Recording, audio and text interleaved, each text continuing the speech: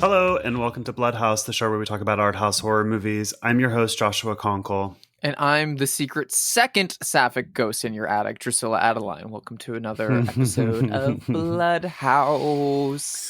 Welcome, welcome, welcome. What a difficult day. Listener, this is the day that we've just discovered that Shelley Duvall has passed away, which, needless to say, is very difficult for both of us, and I'm assuming for many of our listeners based on the movies that she's been in.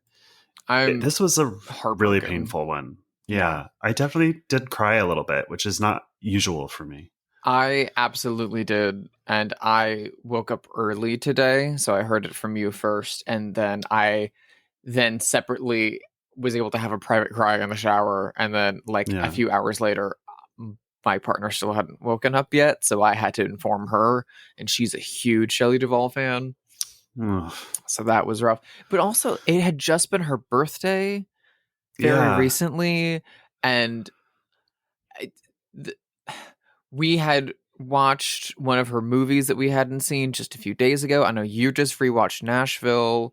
And I was in a little candy store in Burbank a week ago, and they were playing her song from Popeye just as ambient in the store. And she's just done some interviews and stuff like that, and they've been making a documentary about her. I think part of why this one is so painful for me is because the last few years have been so difficult for her, and so you kind of, when somebody's very, very ill, and so it's sort of a relief. I kind of feel that a little bit, but it's also such a tremendous loss because of her work and how kind she was and how singular she was and how talented just such a tough one. So I'm really sad about it.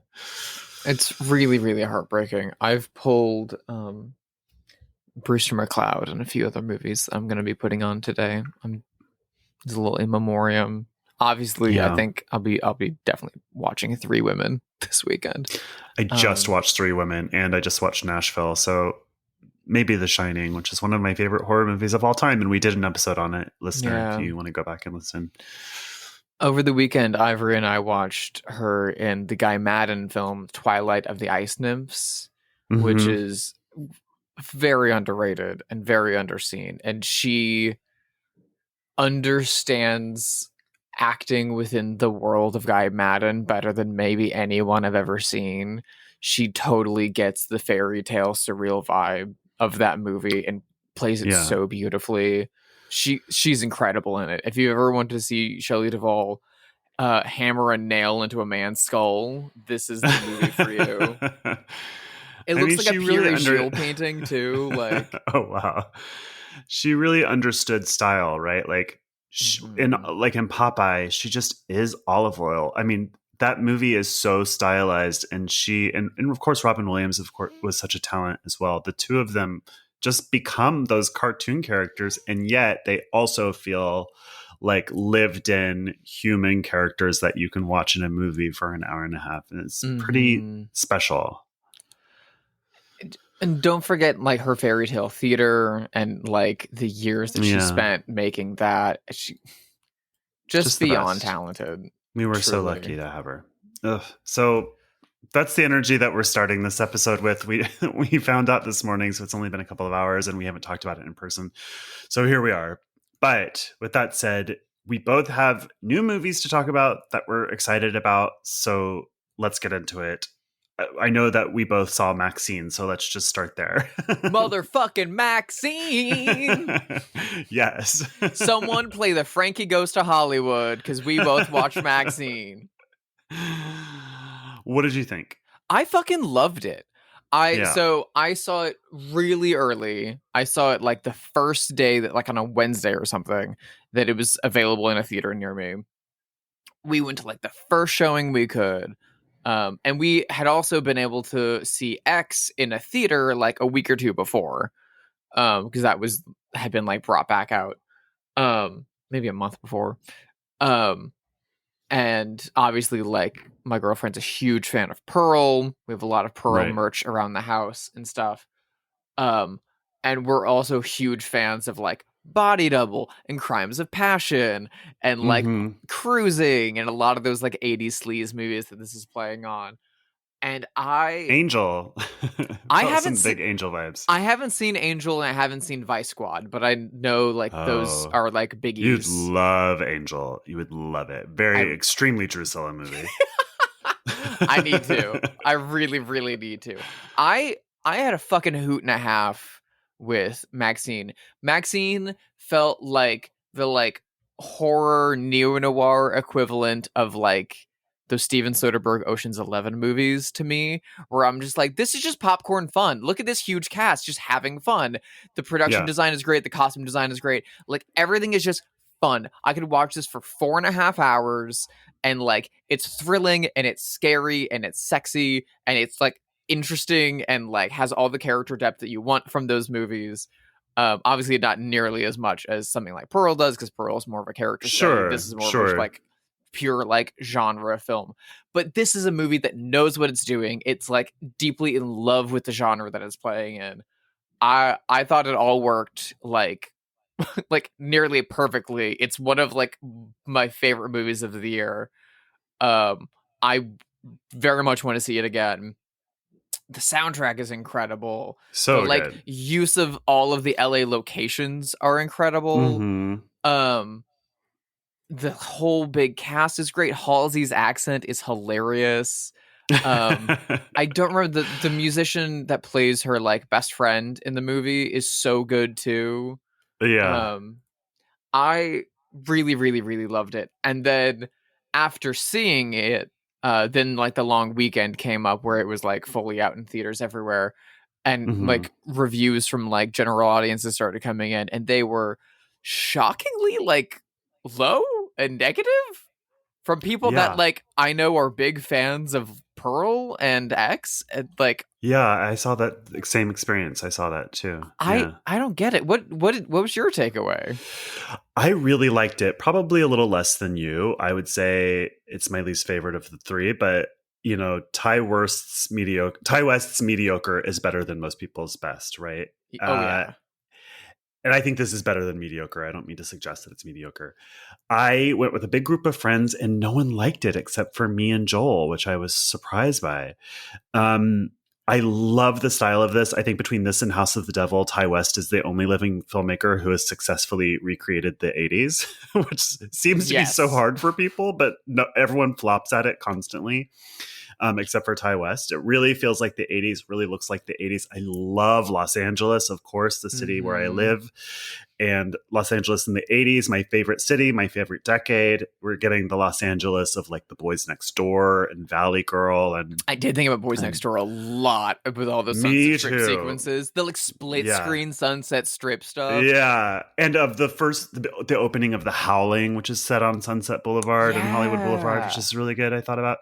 So I love the aesthetic, obviously. I did have like one sort of quibble, and it pains me to say because I love Kevin Bacon so much, and I actually think he's really great in this movie, but I didn't like his character, and I just sort of felt like I wish this whole character was gone from the movie, and instead we were getting like a killer with black leather gloves. I didn't know, like the constant, like the killer is talking to him in a car. We know that he's working for the killer. I didn't really love all that stuff. I didn't like him being an intermediary. I just would have rather had a more straightforward, old fashioned giallo. Um, but that's like a kind of a quibble. And then the other thing that a lot of people have pointed out is that the killer is obvious from like the second the movie begins, which I agree with, and I don't really mind that much. So ultimately, I would say I loved the first and third act and like had some quibbles with the Mm-hmm. center of the movie. But this is a movie I'm going to put on in my house all the time while I'm like cleaning or writing because the vibes Yeah. are extraordinary, I think it's untouchable. absolute like extremely rewatchable. Yeah. I had no problems with Kevin Bacon's character. I felt like a lot of the function that he serves is something that a like generic black glove killer couldn't do. Like Yes. all of the universal backlot sequences, which are like I one of my favorite part loved of the that stuff. movie. I love the director in I'm this movie, Elizabeth oh Debicki. Elizabeth Oh, Debicki.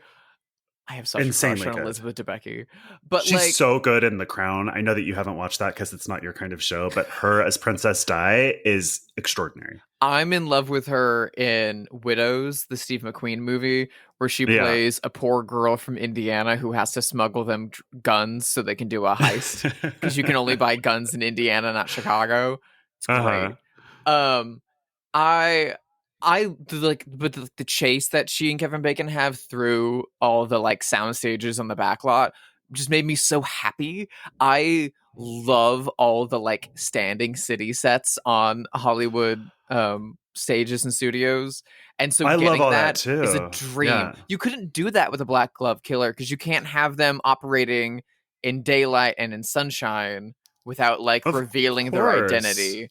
And Of course so you could do all of that with a Black Glove Killer. I think of course you could do maybe. I don't know. that. I like Bacon's presence. I think he's giving a great performance. I think he's hamming it up beautifully.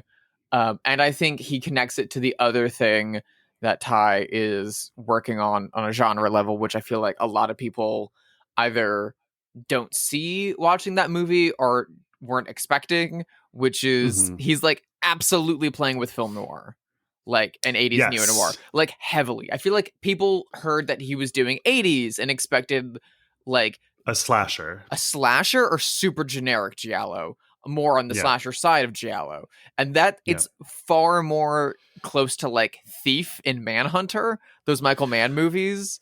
Like I there's a think most reason why he looks people like Jack Nicholson in Chinatown in this. Yeah, I think most people aren't familiar with that subgenre. It's the same reason why Yeah. people don't like Haunting of Bly Manor sometimes is because like they literally don't know that gothic romance exists as a subgenre. It's like too Yeah. obscure for most general audiences. I will say this in the movie's defense and my criticism, in defense of my own criticism. It may be that when I rewatch this movie, it'll raise in my estimation because sometimes people, and I'm talking about myself here, sometimes when they engage with art, they feel disappointed that the art is not what they expected it to be. And then later, when they rewatch it or, encounter Engage it with it on again, its level. Yeah. you have to engage with it on what it is. And so I had that experience with X. So I suspect I might have it again with this movie where I wanted X to be one thing. I wanted it to be like House of the Devil. And it was something really different. And I left the theater feeling disappointed a little bit, although still liking it. But later, once I engaged with it based on what it actually is and is interested in doing, now I love that movie. So Yeah. that might happen. I think so. I think on rewatch, I'm gonna love this.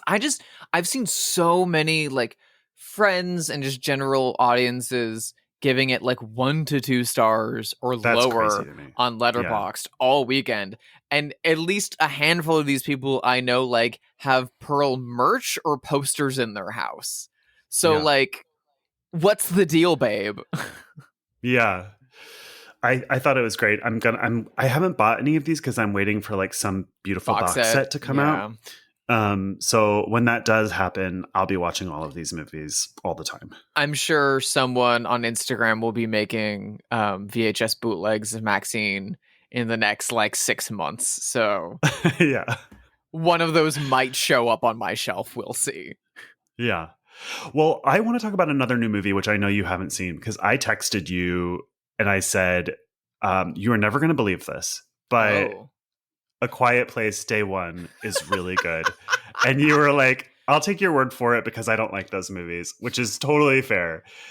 I am somebody who I liked the first A Quiet Place. I thought it was like a fun commercial popcorn movie. I thought the second one was fine, serviceable.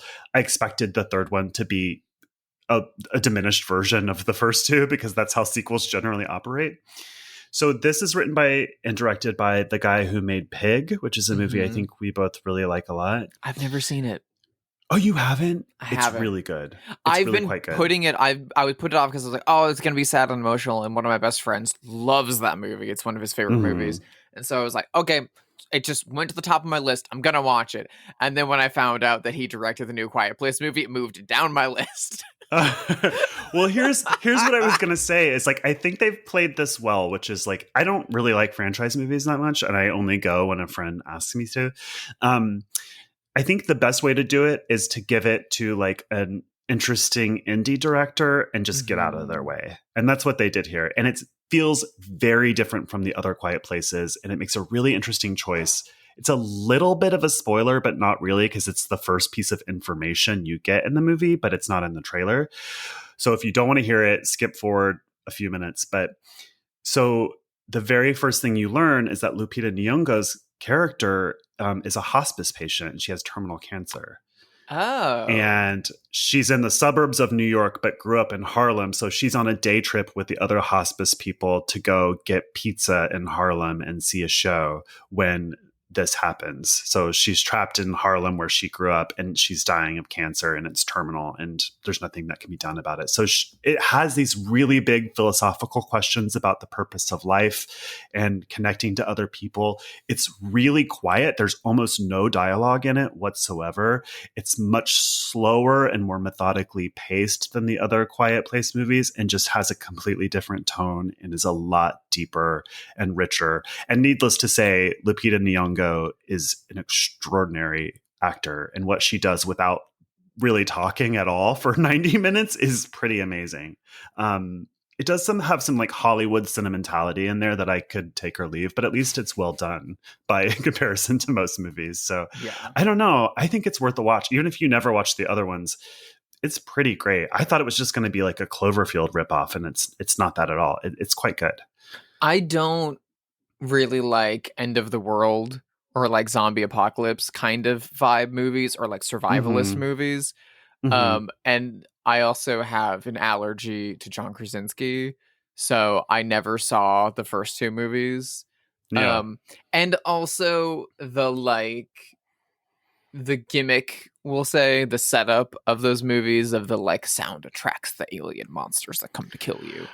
Right. Really, It doesn't really, make any sense. it doesn't make any sense, but it also like really frustrated me with the setup of the first movie because I know that like Emily Blunt is like pregnant with child, and I'm like, why are you having a kid?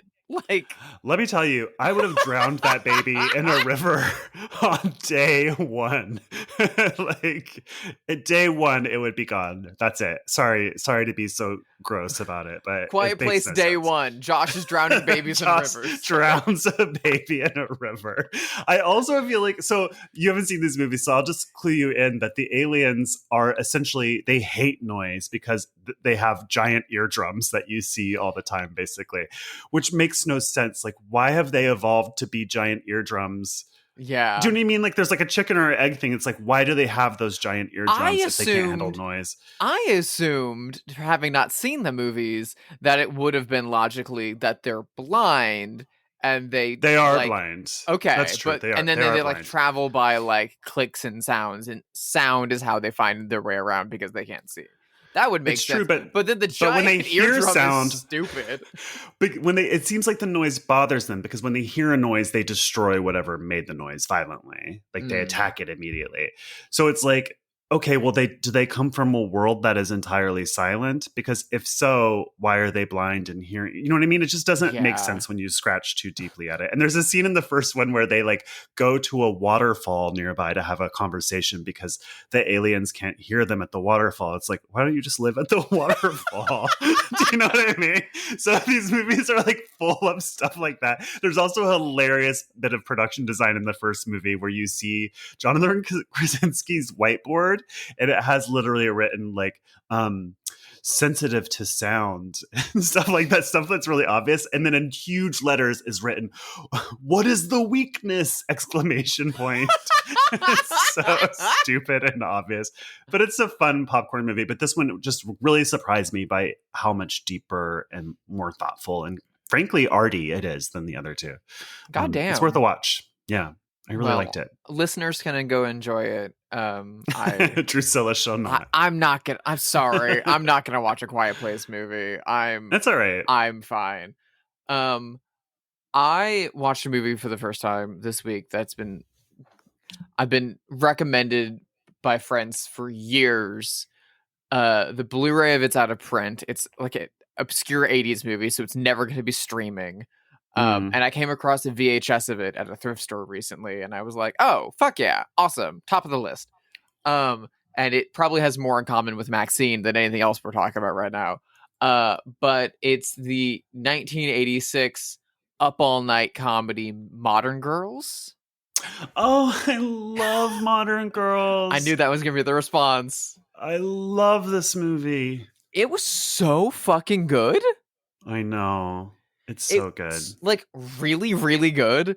I granted everyone has told me that for years, so I was kind of like assumed that.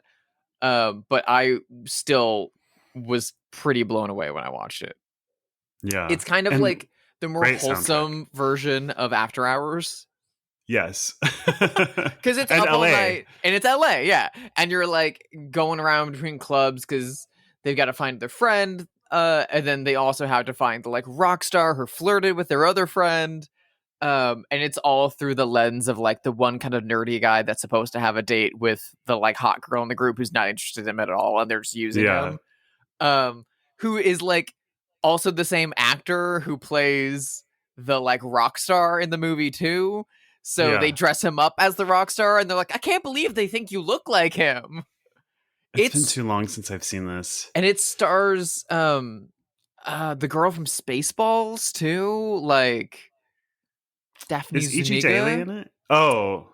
E.G. Daly's not in it. She's not in this, no. But the cast is crazy. It's like, it's a really, really, really good cast. I had a lot of fun with it. I kind of like got it on a lark after having some recommendations. And the like poster art is that great like Liechtenstein kind of throwback, which is super fun and cute.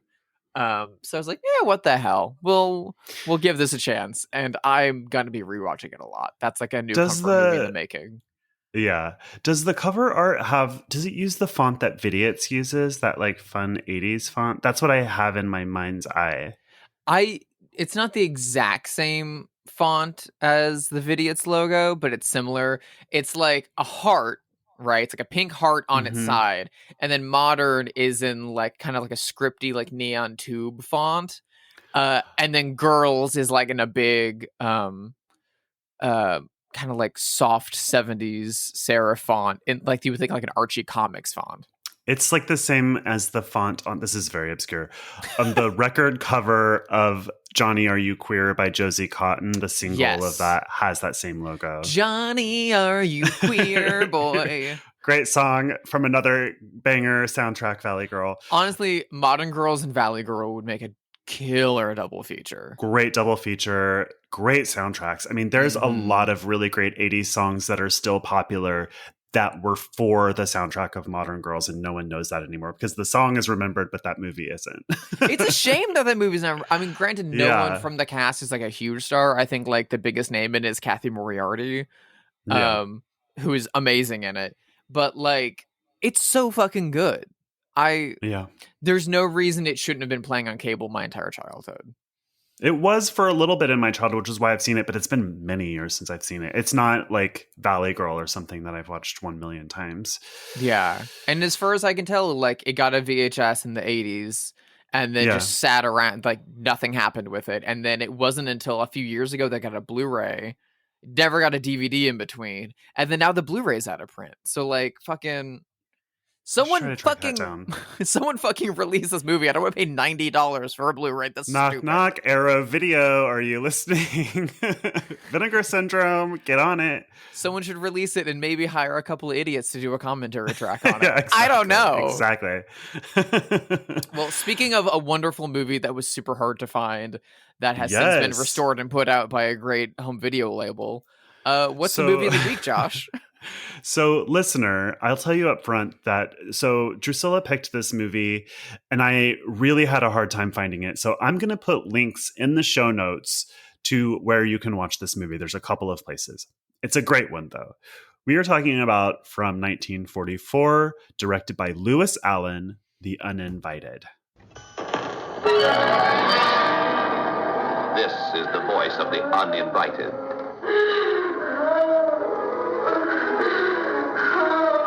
It's coming from downstairs. It comes from everywhere and nowhere. A house of terror on the haunted cliffs of Cornwall, where the uninvited walk unseen by men. Yet a cat arches its back in fright.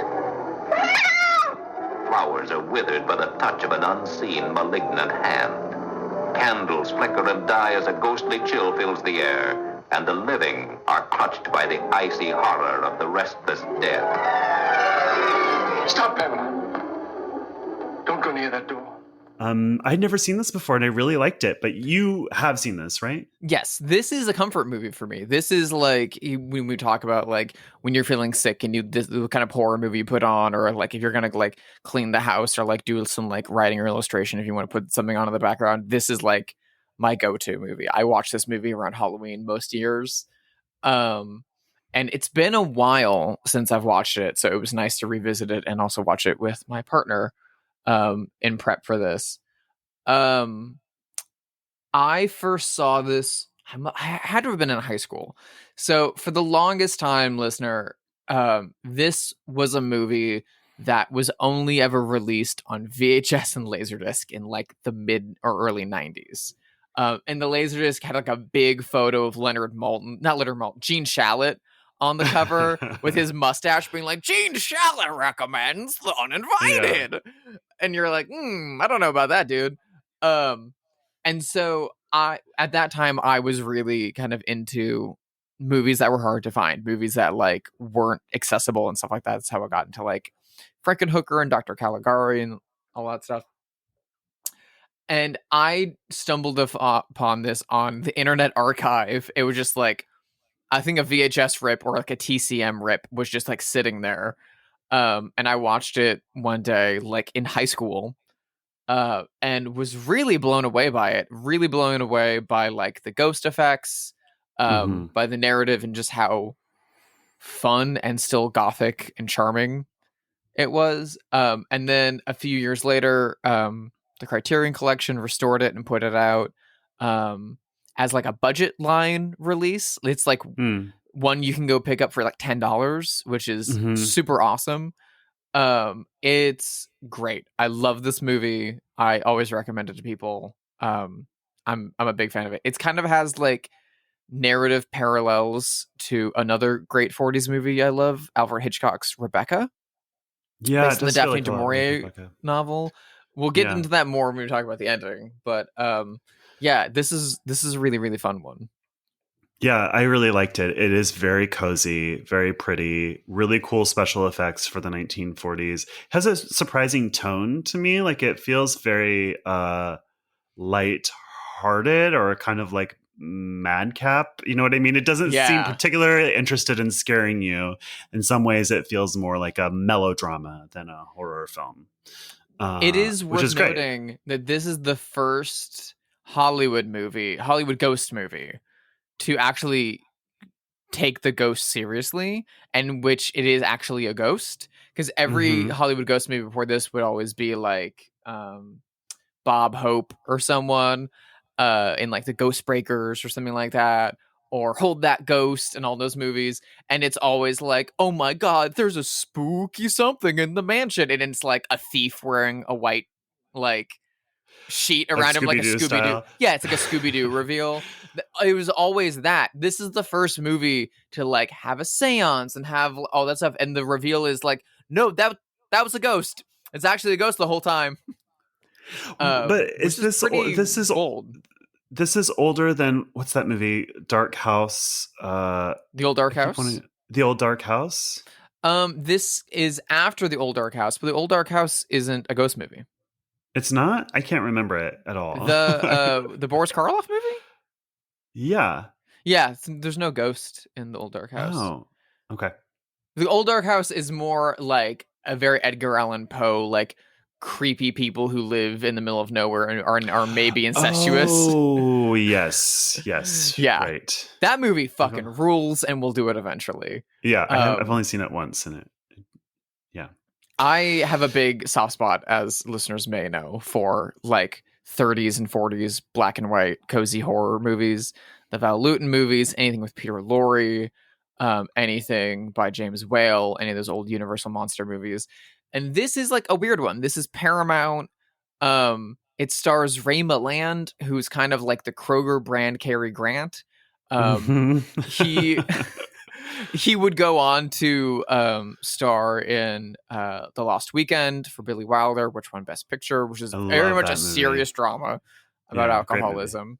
And then he also later in life was in giallo movies like The Pajama Girl Case, but is most well known for being in screwball comedies like Easy Living and stuff like that, or I guess The Lost Weekend. And so again, it's odd casting for him.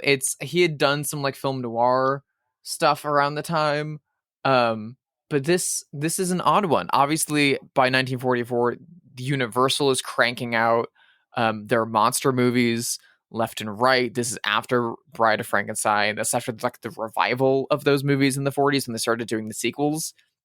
There's like a glut of mummy movies at the box office. So supernatural horror and the Val Lewton RKO movies were all out doing very well. So it would make sense that Paramount would try to compete with all of that. But this is a kind of different vibe. And it's really, really, really delightful and deeply beautiful.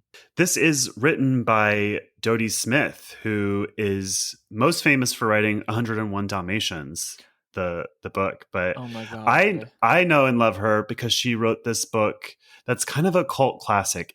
For teenage girls in like the 50s, 60s, 70s, it was huge. So I got it from my mom. It's a book called We Capture the Castle, about two teenage sisters whose father is penniless, but they live in a huge crumbling castle in the countryside. And they're just like quirky girls that have adventures. And it's a bit like a lighter version of We Have Always Lived in the Castle, honestly.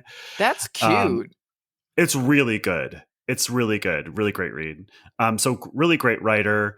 They did want Alfred Hitchcock to direct this, but couldn't get him. Not surprised. You know, yeah. So this movie is about an adult brother and sister in Cornwall, England, who fall in love with a house called Windward while they're on a little hiking trip. So they decide to buy it because they're rich and they move in right away. First of all, an adult brother and sister living together. I don't know why I think that's so weird, but I always do like it in stories and movies. I don't know. I think it's fun. It feels charming in that kind of like teen detective kind of way of like brother and sister, teen detective, we're on the case, we're gonna solve the mystery. It kind of has like that energy to it. But if you told me like, oh yeah, the Fitzgerald brother and sister, they living up in that castle over there, you'd be like, oh well, they're fucking. You're like, yeah, that's weird.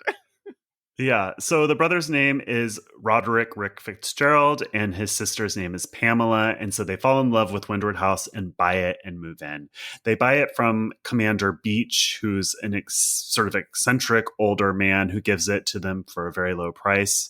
And they meet his 20-year-old granddaughter, Stella Meredith, who was born in the house. Her parents lived there, but they are dead under somewhat mysterious circumstances. And Stella is really attracted to the house, but doesn't go near it for reasons that are also mysterious. And Rick starts to fall in love with Stella and invite her into the house. And that kind of precipitates a series of supernatural events. We get a seance. The ghost appears to be one person, but ends up being another. And I don't know. Is that essentially it? That's essentially it. Yeah, there's a hidden secret within Stella Meredith's family history that involves the ghosts of this house and her parents' tragic passings. And, you know, it's precipitated through a mysterious song on a piano, an apparition at the top of a staircase, something is scaring away the pets. Also something is trying to compel. The reason she never goes to the house is because something is trying to compel her to jump off the cliff to her death, which is how her mother died. So there's just like a bunch of things like that. Classic haunted house stuff. And then they, by going through the mystery and talking to the people they're still living and getting all the information and doing a seance, only then can they figure out the identity of the ghost or ghosts And then kind of like expel them from the house and, change the vibes in there. I will say the effects in this movie are Incredible. top tier for the era and across the board. Today. There, speaking of the cliffs, there is a like big wide shot where Gail Russell as Stella Meredith, this is her first movie, by the way, runs out of the house kind of in a trance towards the cliffs. And you get like a big wide shot where you get the cliffs and the empty space on the left where they kind of fall off into the ocean. And then the dead tree next to it. And then you get her kind of like running from the right hand side of the screen to the left as she's being chased by Ray Milland. And matte painting, hanging matte, I don't know how they did this, but literally like when she gets to the edge, the ground crumbles underneath her and he pulls her back. It's all in one take. You actually feel like she could easily fall off and just like be seriously hurt or die very, very, very quickly. You watch her foot dangle over midair. It's all done in a big wide master. It looks fucking beautiful. One of my favorite like small little like gimmick gag effects is once they move into the house, someone sets down like a bouquet of flowers and we just get an insert shot on the flowers while they're talking and you watch them just wilt and crumble in real time. It's so beautiful. But the ghost effects are my favorite thing in this movie and my favorite thing about this movie. It's my favorite ghost design in any movie to date. And I feel vindicated by this because Olivier Assayas based the ghosts that we see in Personal Shopper off of this ghost design. Wow. That makes sense. It's very ethereal. It's like very much from a like technical standpoint, I'm sure they got an actress on a soundstage in like a big white dress and they like threw a fan at her so everything's blowing around, and then they photographed her out of focus and then put it in as an optical effect, and so it really feels like this ethereal spirit that is like disintegrating all around it while it moves, and there's like kind of a like semblance of a face, kind of isn't. It's genuinely creepy, it's genuinely upsetting, and it's also extremely beautiful. Yeah. This movie is beautiful in general. It's set in Cornwall in England, which is, if you are having trouble picturing it, the Jim Henson movie The Witches is set there. So like rugged cliff sides over the ocean. Of course, it's not filmed there. It's filmed in Marin County, California, or like Big Sur, basically, you know. So it's the California coastline standing in for Cornwall, which is also incredibly beautiful. And one thing I love about this movie is that although it's set in England, there's not one single British accent because it's all transatlantic. It's all like, I'm terribly sorry. You know, it's just like the wall-to-wall transatlantic accents, which I adore. I think we should make a concerted effort to talk like that in real life every day. I think bring it back. I say bring it back in movies, bring it back. And it was never in life. No, I don't think anyone ever actually talked like that outside of movies, but I think that they should. I think Katharine Hepburn and Cary Grant did just talk like that, but they did. But they were like, they had that drilled into them. But that's fine. I will say it is for like old Hollywood fans. It is like wall to wall name cast. Ruth Hussey plays the sister, who listeners might know her from The Women with Joan Crawford, or The Philadelphia Story with Cary Grant, and Jimmy Stewart and Katharine Hepburn. And then Donald Crisp is Commander Beach. And then we get Alfred himself, Alan Napier, as the town doctor who falls in love with the sister, who is maybe the best character in this whole movie. He is just delightful, and I get so excited. There's someone I love more, but go whenever on. I see him. Oh, I'm gonna guess who your favorite is. Is it Lizzie Flynn? No, wait. I do love Lizzie Flynn so much. Who's the Irish maid? Love her. Faith and Begorra. You're like, oh, Lizzie Flynn. She won't come into this house after dark. Yeah, she's a good Catholic girl. She doesn't stand by when people do seances and stuff. I was gonna say Mrs. Holloway, who owns the insane asylum and is giving like Seventh Victim, goth melodrama. I love her. She's a drag character. She's played by Cornelia Skinner from The Swimmer, the Burt Lancaster movie, which is one of my favorite movies of all time. Okay, let's just get into Miss Holloway. So, into this in the investigation into the supernatural in Cornwall, we find out that Stella Meredith's parents had lived in the house before. Her father was a painter. He had a painter's model who was a woman named Carmel from Spain. Somewhere they didn't know. She was just some lady from Spain named Carmel. She was a gypsy woman. Their word. Their word. We do not use ours. that word. Yeah. Everyone who talks about her seems to not like her, but especially Miss Holloway, who was like a local nurse or like the mother's nurse, who's like, since the death of the family, has named her insane asylum after the mother. They're like, Miss Meredith. They were childhood best friends, right? They were childhood lifelong best friends. Yeah. Lifelong best friends. And long-term companions, you might say. Yes. When they go to the like clinic to go talk with her, she has a giant painting over the fireplace in her office of the mother, and it's so cunty, like snatched waist, high cheekbones. She looks incredible. And whenever Miss Holloway's talking to them, she just starts looking up at the painting and being like, she was a perfect creature, a perfect woman. No one could do her wrong. No one ever, never ever. That Carmel woman, terrible person, awful people, no good. You're like, you're well. And so the story goes that the father/painter was painting Carmel the Spaniard and having an affair with her. And, at some point, I think the story that they tell her is that Carmel was going to, in vindication for being dumped and having things cut off, she was going to murder baby Stella by throwing her off the cliff. And there was like a tussle and the mom died. Is that what they tell her? And the mom fell off the cliff. And then that just coincidentally, Carmel also died a few days later. And that's the story. Yeah.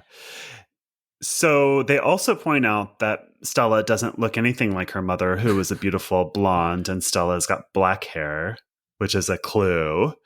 And I mean, we could spoil this, right? It's like a 70-year-old movie. We can spoil this movie. Her mother did fall off the cliff because her mother was in fact the Spanish Carmel, who was a lovely, kind person by all accounts. Carmel did not fall off the cliff. Oh, is that right? That's right. Miss Meredith, the wife, who was Miss Holloway's longtime companion, she fell off the cliff because she was trying to throw Stella off the cliff. I see. Because Carmel was the mother. She went to Paris to have the child under the agreement that the family would raise the child, and she wouldn't have any contact with them. But obviously, it's her baby. She came back. She wanted her baby. She wanted to be in the baby's life. Mean bitch that she was, Miss Meredith goes to throw the baby off the cliff. They take the baby. They tussle, and she falls off the cliff and dies. Carmel seemingly contracts pneumonia from fighting out in the rain with her, or a cold or something. And Miss Holloway is the family nurse, so she's left to look after her, and she leaves all the windows open during the night, so she gets even sicker and dies. We find this all out from a medical journal by the town doctor's mentor, who was the previous town doctor, who wrote all this down. The scandal of I don't trust that Miss Holloway. Clinical malpractice is what I would call it. Yeah, and so it turns out we have two ghosts at work here. One of the prior lady of the house, who Stella believed to be her mother, but is not her mother, who is trying to compel Stella to jump off a cliff and die, as she did, versus the ghost of this Spanish woman, who is actually Stella's mother, who's been trying to protect her against that other ghost. So that's it. Surprise, there's two ghosts, and one of them's gay. Yeah, exactly. One of them's gay and is trying to drown a baby in a river.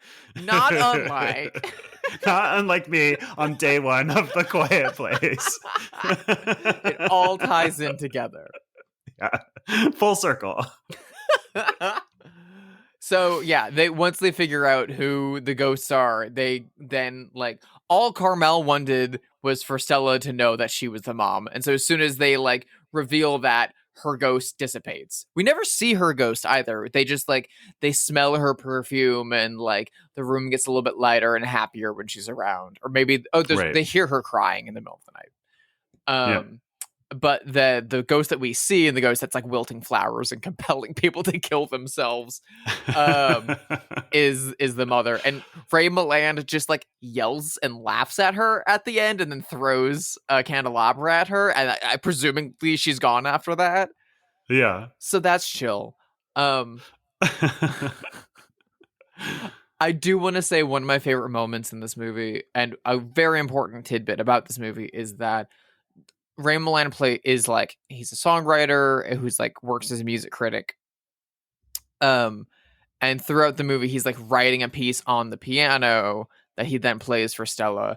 Oh yeah. Similar to Modern Girls, the song he plays on the piano in this has since become like a standard. It's a jazz standard. It's now a jazz standard called Stella by Starlight. It is it was written for this movie. And like a lot of people might know that song or the name of that song infinitely more than they'll know this movie. It's really, really great. But the scene where he plays it in full, if you know the song, there is kind of a change to like a minor chord midway through where it gets a little somber, and he like plays the song for her and says like, I love you, Stella Meredith. I can't paint you, but maybe I can write you into song. You listen, you hear this? This is you in the song there. I'm putting you into it. And it's a cute, sweet scene. And then like lightning strikes and like the light shifts and gets a little bit like visually darker. And then we switch to that like minor chord in what he's playing. And she like turns to him and comments on it that like, oh, it's sad. Why'd you make it so sad? And Ray Milland looks fucking possessed. He looks crazed. His eyes are wide open as he's still playing the song and says, it's just come out that way. I can't like, he doesn't say I can't stop it or something like that, but kind of implies that like he's not in control of where this is going. And I really just love that moment. There's something very like goosebumps up my spine about that. It's in the performance, it's in the set design, it's in the cinematography, it's in the mise-en-scène, it's in the way that they're using this song. It's so just delightful to me. It's like it's cozy blanket movie magic to me. I just love that scene. Let me ask you this. Did Stella seem in some way stunted or childish or in some way developmentally disabled to you? I was like, she's 20 years old, but she should, I'm not sure that she should be with this man who seems to be 40. Yeah. And I'm not moralistic has always about looked this. 50, first of all. He's kind of like Steve Martin. I'm not an age gap discourse person generally, but I was like, what is wrong with this young woman? She feels like a child to me. She has a child's brain. She's a bird brain. She is, I mean, she's like raised by her like overprotective grandfather who's like a military commander or naval commander or whatever. And like the only time she gets out of the house is like to go to church. So she is kind of like weirdly kept. And her scenes with Ray Milland, it really does feel like he's dealing with like a ward of the state. He's dealing with like a young girl that's like, it's like Big Brother, little sister program kind of vibes. And then whenever he's talking about her to Ruth Hussey, who plays his sister, she's like, oh, sparks flying. And he's, no. Well, she is 20. And you're like, what does that mean? What do you mean? If she wasn't 20, you wouldn't fuck her? Maybe you shouldn't fuck her. Old hag of 30, she would be untouchable. Well, it feels more like, oh, she's so childlike, but she is 20. It is legal. Like, yeah, barely legal. There was a small part of me, I will admit, that when they put her in the mental institution, I was like, maybe she belongs here. I don't know. Maybe this could help her. Not this one. Also, maybe not any one. mental institution in the 40s, first of all. At least we had them. We don't have them anymore. this mental institution being run by a closeted lesbian who has mental health issues herself is probably not that bad. It seemed nice, honestly. The It seemed like a one- Club Med. The one patient that we meet is Who I like love. love her. Miss Bird, who's like, "Well, could you give these to Miss Holloway for me?" And they're like, they look like birds' eggs. And she like laughs to herself and is like, "They're rocks," and walks away. And you're like, It's such a weird cool. scene. And then Miss Holloway's like, "These are nice rocks. I have to be sure to thank her when I see her again." So it's a nice thing. The lunatics running the asylum, like Yeah. I think it's great. I will say one of my favorite things about this movie is there's an anecdote that's kind of survived since the era that it came out, that like lesbians went to go see this. Like, Oh, I love apparently it. like theater owners at the time like took note that a lot of unaccompanied women were going to see this movie, and a lot of like groups of women without men were going to see this movie at the time, and they were like, what does it mean? What about this is attracting so many women? And so like the Ghost and Mrs. Muir and stuff like that came out later, and like the again like gothic romance genre was kind of taking hold at the time, but like those numbers never did anything else. And like analysts and essayists since then have always pointed that to being like, yeah, because the fucking lesbians would take what they could get. Like, so what if the dyke in this is a ghost who's never seen and a crazy lady who wants to 5150 a child? Will take it. Representation. Rebecca has a similar thing. You never meet Rebecca. Yeah. She is implied to have had a queer relationship with Miss Danvers the whole time. Who is not hot. The one that we do get is like not the hot one in Rebecca. You know? Yeah. I mean, Miss Holloway's like Cornelia Skinner is like attractive and nice, but it's also implied that Miss Meredith was like was the smoke show of the two of them. Yeah. But I meant to say earlier about mid-Atlantic accents that comes from a book called Speak with Distinction by Edith Skinner, and all of the Hollywood actors were trained in that. But actors are still trained with that today. I had that. I got that book. I got 4 years of that book at drama school. That's the book that teaches you to say horrible instead of horrible and horrible. Horrible. And look and not to look straight down the camera. Yeah, exactly. So, you know, it's still alive and well in some sense. Anything else to say about this movie? I think this movie is just adorable and delightful and a super fun, cozy watch. It's a good like midday movie. It's a good gateway horror movie if you're young and you're a little afraid of horror movies. Yeah. I think it's great. It's a good way of like dipping your toe into the gothic horror melodrama territory. Or if you're not super familiar with older Hollywood horror movies, I think this is a really good one to look into. I recommend it, and thank you. And Josh apparently has found a link to somewhere you can watch it. But also, you go down to a Barnes & Noble for the Criterion 50% off sale. You can pick it up for $10. Yeah, worth it. I would have done that if I had time. Let's move on and play our favorite game, Have They Seen It?, where we speculate wildly whether notable figures have seen this movie. There is a very hot lesbian at this moment in the culture. I'm obsessed with her. I don't really like pop music, but I'm obsessed with this woman and her album. I'm talking, of course, about Chappell Rowan, lesbian icon. Do you think Chappell Rowan has seen this? She's like 22 years old, so maybe it could go either way. My girlfriend styled her for a big photo shoot. Yeah. Ivory's work is on Chappell Rowan, and she gets people coming up to her all the time when she's like selling her vintage and stuff, being like, "Do you know Chappell Rowan?" And she's like, "Yeah, she's wearing my corset and that I'm selling them right here." That's the connection. Yeah. I don't think so. I don't think she has seen it. As much as I love her. Ivory had never even heard of it until we started dating. I gifted her a copy of this movie, and then when we moved in together, we had 2 copies of it. I'm gonna say no, she hasn't seen it, but I think she'd dig it. She has more of a like kind of like glitter bubblegum pop aesthetic. But I still feel like this is the kind of thing that could be up her alley. She does now, but you know what? She did try to have a music career earlier, and she was like your standard 2016 sad girl, like Lana Del Rey. Like that's her old music, and her label dropped her, and it kind of didn't go anywhere. And she kind of reinvented herself as like 2024's Cyndi Lauper, which is great. And now is a huge star. So she does have like a sad gothic girl in her. As we all do, let's be honest. Yeah, some of us more than others.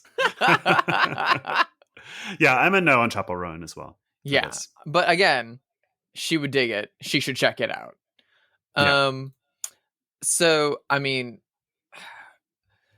this person, well, let's call a spade a spade. Guillermo del Toro has absolutely seen this movie. For sure. Like, there's no, like, I'm sure Guillermo del Toro had this on Laserdisc in the 90s. He's obviously like a big fan. No surprise there. But do you think that his frequent collaborator and one of my favorite monsters of all time, and who played a haunting mommy ghost in Crimson Peak, Doug Jones, has seen The Uninvited? Hold on one second. Hoosier himself. He's a Hoosier? He's a Hoosier. He's from Indiana. He's one of ours. Oh, yeah, this guy. This guy, he says. Yeah. I just know him as these monsters. I couldn't place his face. Yes, I would say yes, because of Crimson Peak. I think he would have to watch it for that, if nothing else, if he hadn't seen it on his own just by hanging out with Guillermo. Yeah. What do you think? Yeah, I think there's a possibility. I feel like from what I know and I've read about him, he's like takes his craft very seriously. And it seems like he's a pretty genre focused performer. So I could see this is the kind of thing he would have seen before even meeting Guillermo del Toro. I could see him like, you know, watching Lon Chaney Senior movies, and stuff like that, and like really like honing his craft that way. And I could absolutely see him like picking this up on tape in the 90s or something like that, and kind of being a big fan of it. Yeah. So this person came to my head out of the clear blue sky, really, but she's another musician. She's in her 70s. She spent decades in a little band called Sonic Youth and is now making solo music and writing. Do you think that noted rocker Kim Gordon has seen this movie? Yeah, because Kim Gordon's cool as fuck. She's like the coolest person who's ever lived. The coolest boomer, kind of inarguably. Like, Gen Z is in love with her because of some rap song that she just put out. She put out a rap song? Yeah, it like blew up on TikTok like 2 months ago. It's kind of a rap. And it's Kim Gordon's solo. And now Gen Z is like, look at this rad 75-year-old or whatever. That's awesome. Yeah. Yeah, I definitely think she's seen this. I know she is a cinephile. I know she's seen many a movie in her time. And I do know that she's like a New York Criterion girly. So yes, I think she's definitely seen this. My favorite factoid about Kim Gordon is that she grew up in Los Angeles, went to Hollywood High, and her high school boyfriend was Danny Elfman. Like, what a high school couple. How cool. Fucking adorable. Isn't that great? That's awesome. And both of them didn't get into the scene for years. Like, Danny Elfman always says that he didn't start Oingo Boingo until he was like almost 30. Yeah. Which used to be normal. Now it's not.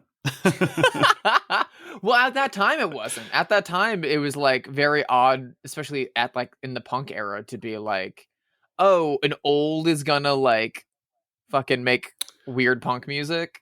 Yeah, I mean, I think Debbie Harry was a little older. I know that Cyndi Lauper was in her 30s when her first album came out. Pat Benatar, not that those are in the punk era; those are like pop singers. But you know, it used to happen a little bit more than it happens now. Now, by 30, you better be rich because you're not going to work anymore as a pop star. Yeah, it's closer to like athletics, where like, oh, if you're past the age of 30, you could die doing this, and you're like, yeah, or you're like a ballerina where you retire at 24 or whatever. Yeah. Yeah. Past puberty, you can't do it. That's how whenever I see like pop singers or like indie artists that like kind of perform the music that I like am into or like play and stuff like that, and they're like half my age, I'm always like, ow, oh fuck, oh shit. You just get used to it as you get older. Now that I'm in my 40s, I assume that people are 22, and then I learn that they're 32, and I'm like, oh, interesting. You know what I mean? Good for them. Yeah. One more person. Who do you got? Well, I'm thinking about goth credentials right now. And there is a very kind of big 90s goth metal band, and especially since you've been going with music, that I feel like kind of encapsulates, is like very big now and very popular now because a lot of like TikTok goth girls have discovered this band and got very into them. Do you think that the singer of Typo Negative, Peter Steele, would have seen The Uninvited? You know, I don't know that band besides their name. I missed them kind of. I would guess yes, my gut says, but that's based on just intuition. I don't know a single thing about that singer or his band beyond they're a punk band called Typo Negative and seeing their t-shirts and like Hot Topic. I mean, I feel like you would like them, but they also might be a little too like heavy for you. I don't know. Yeah, I like punk from the 70s. I like first wave punk, and then beyond that, not so much. They're In not the really 80s, punk. They're more like closer to like Nine Inch Nails and like goth industrial. Oh, okay. Yeah, it's not my favorite, but Yeah. but I respect the game. I think they're pretty good. Yeah. He passed away in 2010. Okay, that's so a long time ago. Yeah. So I feel like there's a way in which he could have seen it in the 90s, but at the same time, like he was very like Brooklyn dude, like very like salt of the earth, kind of like he worked at a parks department even like while they were a big band. After their That's like cute. first album, after their like second album got big, he was like, they were like, you should tour, and he was like, I want to keep working at the parks department. It's like Motley Crue wants you to open for them, and he was like, I don't know. Well, it feels like it would have been difficult for him to see it then, just based on when this movie was available and on what format. Yeah, You know, there was the timing feels wrong. There was a VHS at the time, but yeah, who's to say?